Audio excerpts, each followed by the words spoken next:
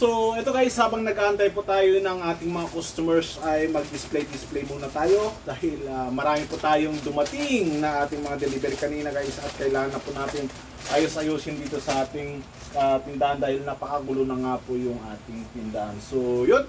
Kumusta nga po lahat yung ating mga subscribers ngayon? So, malapit-lapit na po tayong mag 33K. So, tuloy-tuloy lang po natin yung ating pag-vlog at pagbibigay ng motivation sa mga kapwa natin na katintasari at saka dun sa mga gustong magtayo ng tindahan guys, kasi minsan itong panahon na to ay talagang nagtatagtumal dahil katatapos lang ng August. So, dito sa ating tindahan ay medyo tumaas nga po yung ating sales ng October dahil nga po ay tag-harvest ng mga palay, kaya medyo mabenta po yung ating mga kagaya nito, mga tinapay, mga biskwit ay mabenta po. So ingat-ingat po tayo dahil sunod-sunod na nga po yung mga pagsubok ng ating Panginoon sa atin, kaya maingat po tayong paglalagay natin ng ganito kasi sunod-sunod nga po yung lindol, yung mga dilatas natin. Yung mga dilatas natin, magtutumbaan lang yan. Huwag po, hindi po siya mababasag, kagaya nito. So, ingatan po natin yung ating mga paninda guys dahil hindi po biro ngayon yung mga sunod-sunod na paglindol. So, ito, reminder lang po ulit sa ating mga may permit. Kagaya sa atin ay nakapag-ano na po tayo sa BIR. Nakapagpasa na po tayo ng ating tax.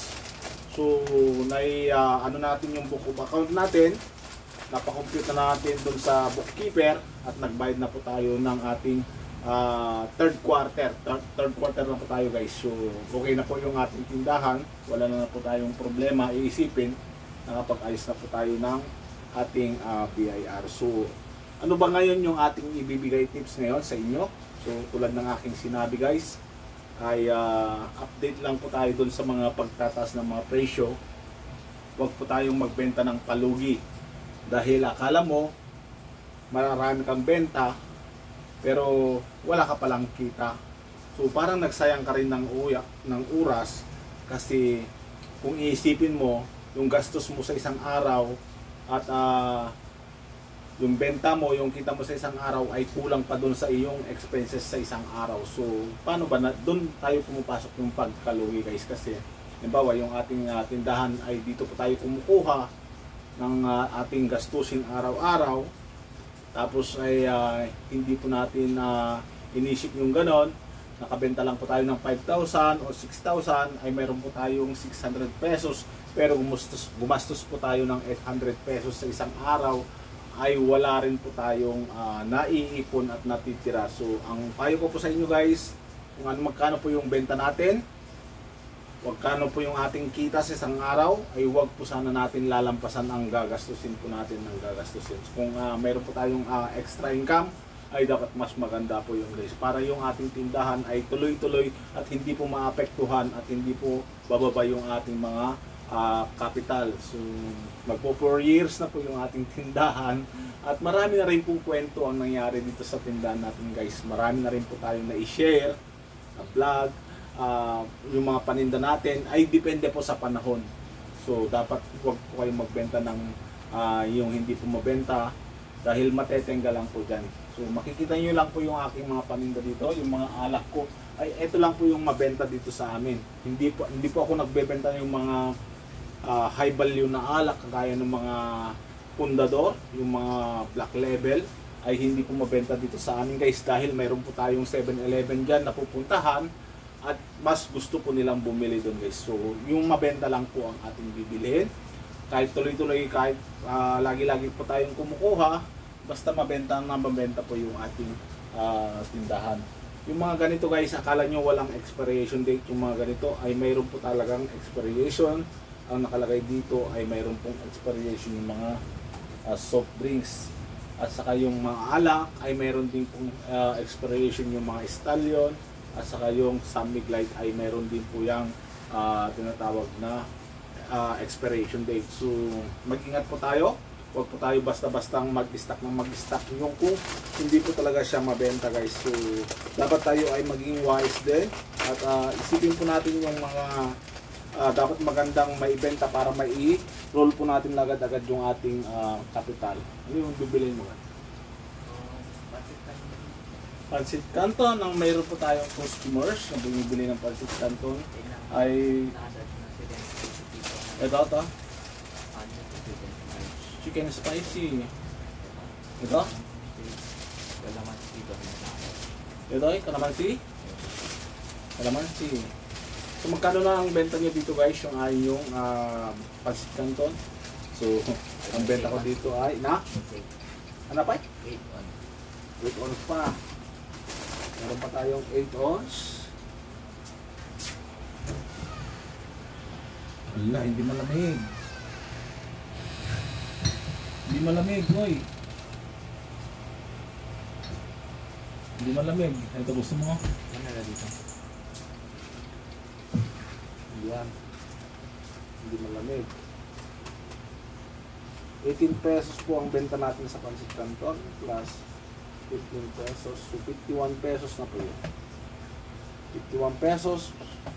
100. 41 pesos.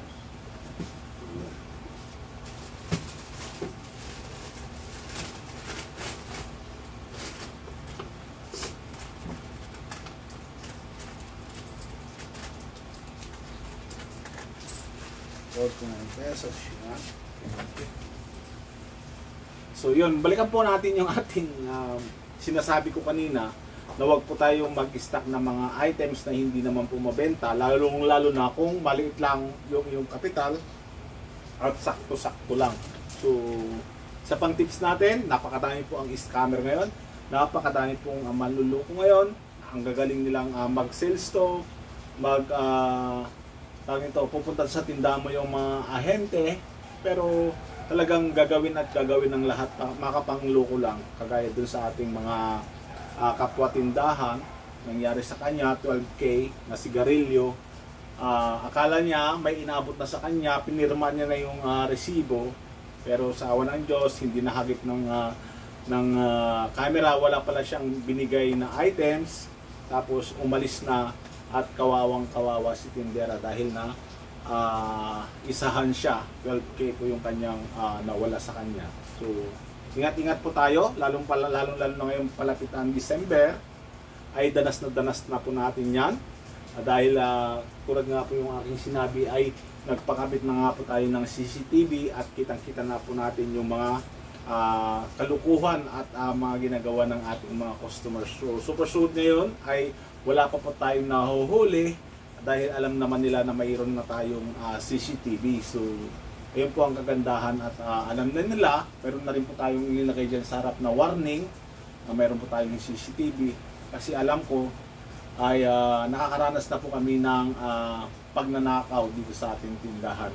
So hindi po nakikita yung aming camera dito nakatago dito sa labas, kaya bumili po kami ng ibang camera. So mas maganda po na rin yung may masecure po natin lahat ng ating paninda. Kasi kapag nagnakaw yan at hindi mo nahuli, paulit-ulit yan guys, na pabalik-balik, paulit-ulit. Pag nakakahanap ng magandang tiyempo ay kukuha talaga yan. So sana sa lahat ng ating mga sari-sari store ay lagyan po natin ng CCTV yung ating tindahan, dahil hindi po natin alam kung ano yung mangyayari kinabukasan. So mag-ingat din po tayo sa mga fake money. Naglaganap na po yung ating mga fake money ngayon. Napakarami na po yung mga fake money. Kailangan magaling po tayong sumalat dun sa mga pera. Mabusisi po tayo, maging alerto po tayo. Dahil napakahirap na nga pong tignan yung pagkakaiba ng mga fake money ngayon. Dahil halos parehas na yung image, yung visual.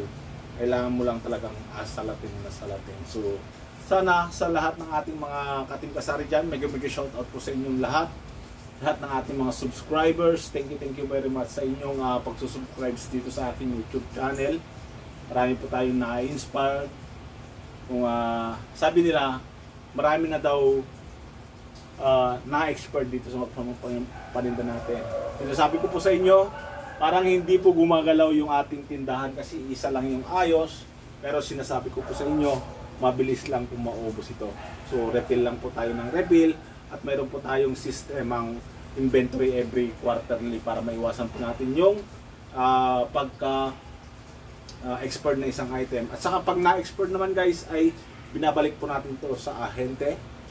Huwag lang po kayo kumukuha dun sa grocery kasi kapag na-export po na doon kayo sa groceries na mili ay hindi po nila papalitan yung inyong kinuha. So yun po ang tip natin. Sana ay maging successful po tayong lahat. Magpakasipag po tayo para ganon ay lalago at lalago pa yung ating tindahan. So sana sa susunod na vlog po natin ay makapag-update po tayo. Hanggang sa susunod na vlog natin. Bye!